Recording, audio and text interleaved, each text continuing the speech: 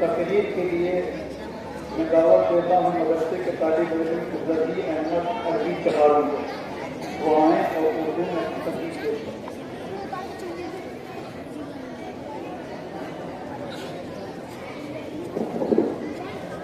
السلام علیکم ورحمۃ اللہ وبرکاتہ۔ نحمده ونصلي على رسوله الكريم، اما بعد۔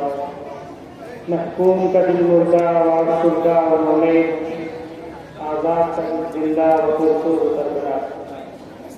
صدر محترم، معزز اساتذہ اکرام اور عزیز ساتھیوں، یہ ہماری خوش قسمتی ہے کہ آج ہم اپنے ملک کا یوم آزادی منا رہے ہیں۔ یقیناً آزادی ایک بڑی نعمت ہے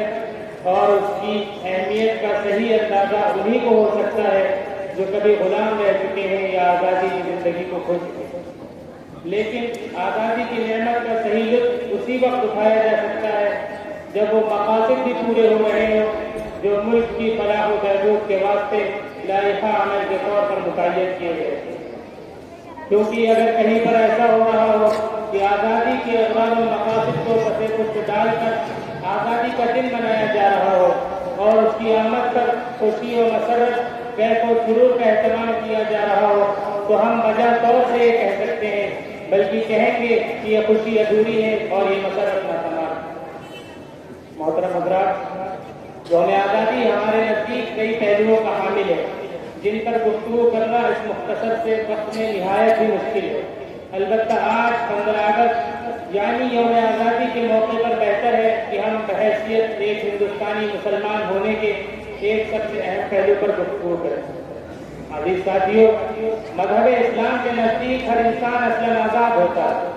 یعنی بنیادی طور سے اسلام ہر انسان کو آزاد تسلیم کرتا ہے، کیونکہ حضرت آدم علیہ السلام اور حضرت حوا علیہ السلام جن سے انسانوں کی نسل وجود میں آئی وہ آزاد پیدا ہوئے، اور اسی کے برعکس غلامانہ زندگی اسلام کے نزدیک اوپر سے لادی ہوئی اور الگ سے عارض کی ہوئی زندگی۔ اسی عارض اور رکاوٹ کو دور کرنے کے لیے اسلام واضح ہدایات دیتا ہے۔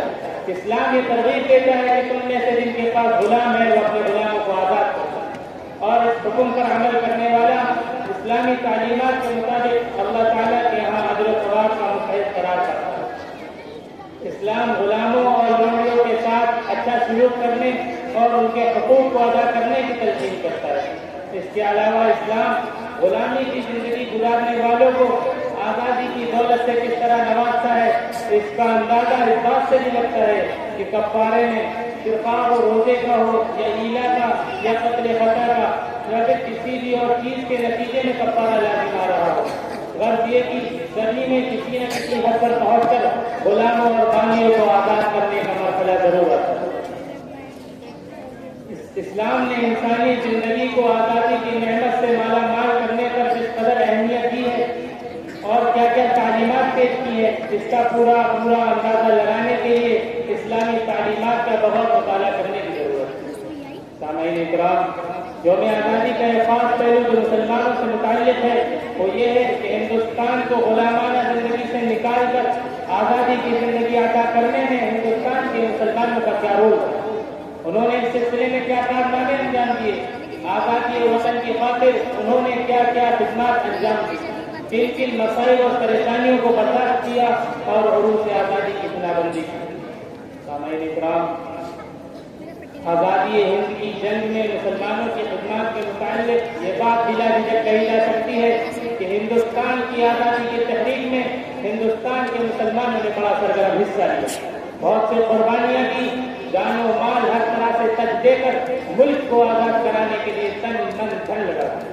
آزادی اور وطن کی خاطر جان کر کھیل گئے، جیلوں کی ہوا کھائے، انگریزوں کے مظالم سہے، آزادی ہند کی خاطر دار و وطن کو دیوانہ وار کیا، سولی اور پھانسی کے پھندے ان کا مقدر بنے، مگر ان سب کے باوجود سولی اور پھانسی کے پھندے ان کے حوصلوں کو پست نہ کر سکے، ان کو منزل کی راہ سے ہٹا نہ سکے، بلکہ ان کے ولولے انگریزوں کے پہم مظالم سے سرد ہونے کے بجائے روز بروز بڑھتے رہے۔ انگریزوں کا جور استبداد، قید و بند، قسم کرسی کی زندگی، پھانسی کے پھندے، ضلع وطنی کی زندگی ان کے جذبہ حریت پر پیٹرول کا کام کرتے ہیں۔ انگریزوں نے آزادی کے مقابلوں کو خاموش کرانے کی ہر طرح سے کوشش کی، مگر تاریخ گواہ ہے کہ ہندوستانی مسلمانوں نے ہر دور میں خاموش ہونے کے بجائے آگے بڑھ کر ملک کو آزادی دلانے کے لیے قربانی دی۔ تاریخ کی کتابیں ہمارے قربانیوں سے بھری پڑی ہیں اور اس ملک کا ذرہ ذرہ ہماری قربانیوں کو گواہ ہے۔ اب میں اپنی تقریر کو اس کے ساتھ ختم کرتا ہوں کہ غلط الزام ہے ہم پر کہ ہم وفاداری نہیں کرتے، محبت بانٹتے ہیں ہم اداکاری نہیں کرتے، اور برا جب وقت آتا ہے وطن پر اے وطن والو، کہ برا جب وقت آتا ہے وطن پر اے وطن والو، ہم اپنی جان دے دیتے ہیں، غداری نہیں کرتے۔ السلام علیکم۔